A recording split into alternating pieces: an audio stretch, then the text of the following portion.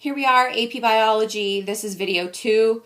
The piece of paper in the front of the screen right now is a short and sweet and concise overview of the development of organisms all the way up to vertebrates. So the very first thing that ever developed or existed for eukaryotic organisms are sponges. And sponges are special because they only have specialized cells.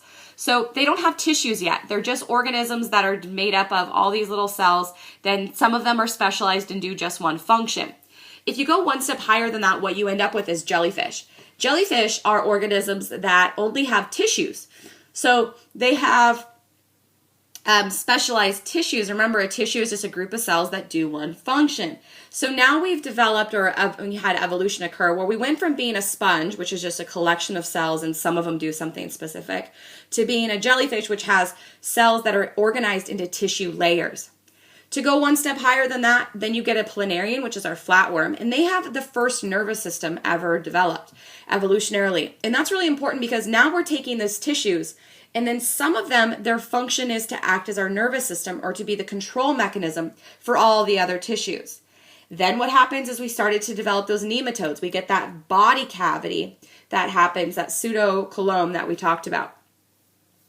Once we've started developing body cavities, one of the things that happens is that some cells became specialized and they turned into a skeleton, or that very hard, rigid structure that protects the organism. In the case that the first ones that ever developed were on the outside, the exoskeleton, and those first appeared in snails, mainly aquatic snails. Then, going back to our idea of getting more and more specialized, we had some of our tissues develop and turn into a brain. And that's what occurred with those cephalopods. So the cephalopods are organisms that have a brain, they're able to hunt, they're able to think, they're able to process the information from the outside world and respond to it. That was a huge jump evolutionarily.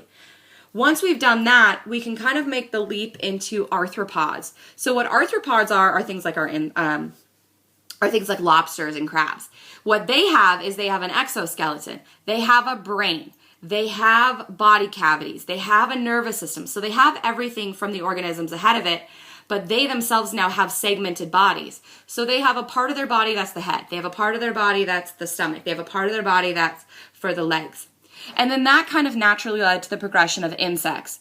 Insects are defined by having segmented legs and appendages, which means they can move their arms and legs and bend them and walk and things like that. But they also have the head region, the neck region, the stomach region. So now we have specific areas of the body that are designed to just do specific functions.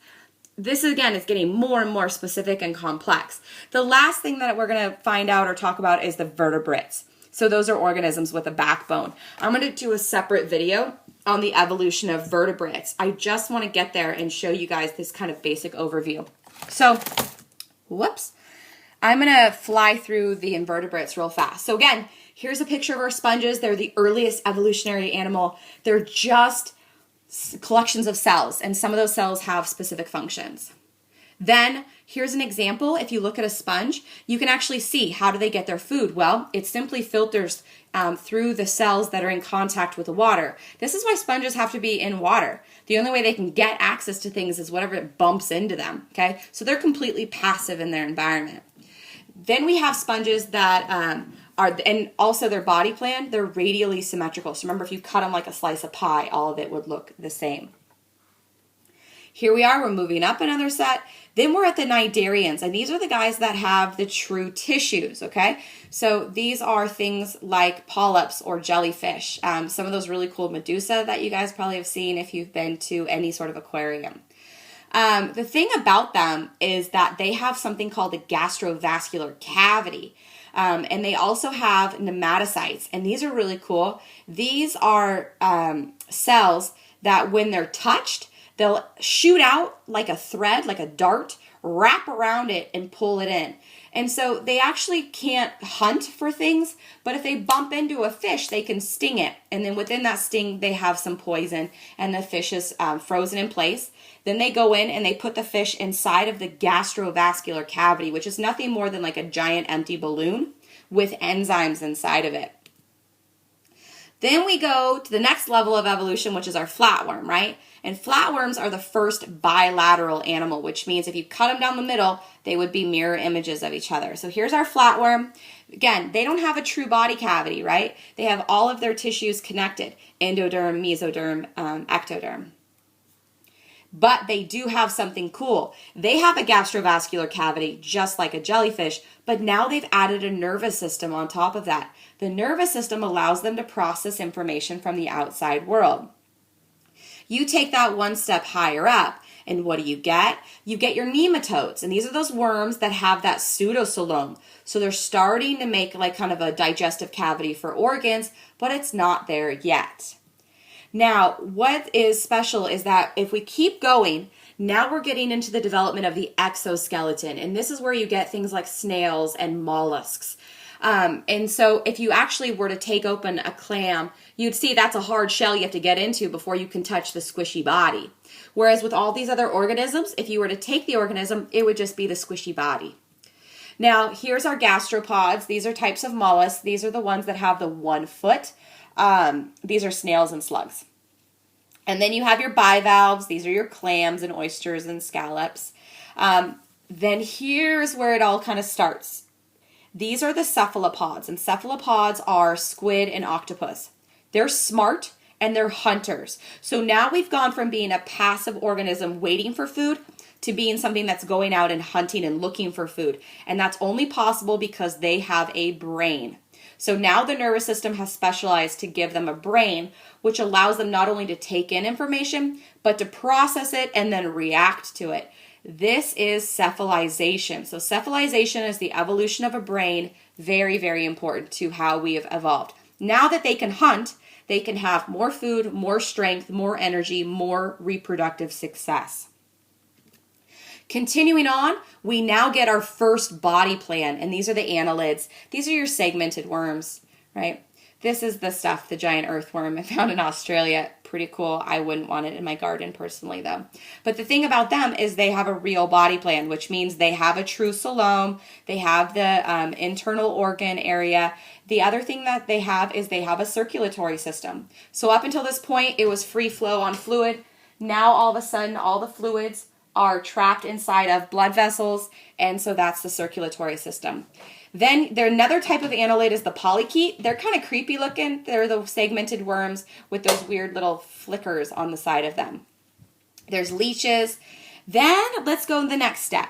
These are arthropods, and arthropods, again, evolutionarily are important because they're segmented, which means they have the exoskeleton, they have jointed appendages, but they also have a region that's just for head. They have a region that's just for the thorax or the throat. They have a region that's just for the abdomen. And that, again, goes one step further to being more specific and more detailed in what the specialization is of those cells. Here's another example. These are your horseshoe crabs. They have kind of cool gills, but again, they're found in these are things like scorpions and spiders and all of that. Now, millipedes, centipedes, they have lots of legs. And then we have insects, and insects look just like arthropods with the segmented body. They have lots of legs and they have wings. The thing about insects is that they're our most diverse group of organisms, so we can actually see evolution happening with all that natural selection going on to create all the different types of insects that exist.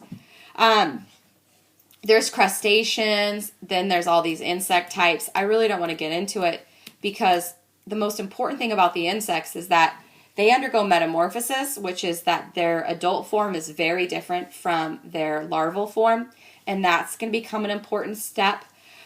We have echinoderms, which are spiny. They have the inside or internal skeleton. So up to this point, we haven't talked about an endoskeleton.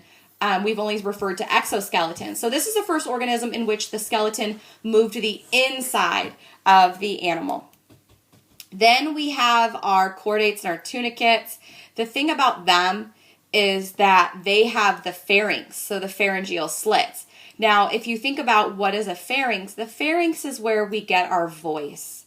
We get our sounds from. So if you've ever been near earthworms, they don't really talk, right? But now we're getting to where we're developing the structures that later are used for talking. Hold on, I'm almost done. That's when we're going to start talking and focusing on vertebrates. I'll do the vertebrates in a separate video.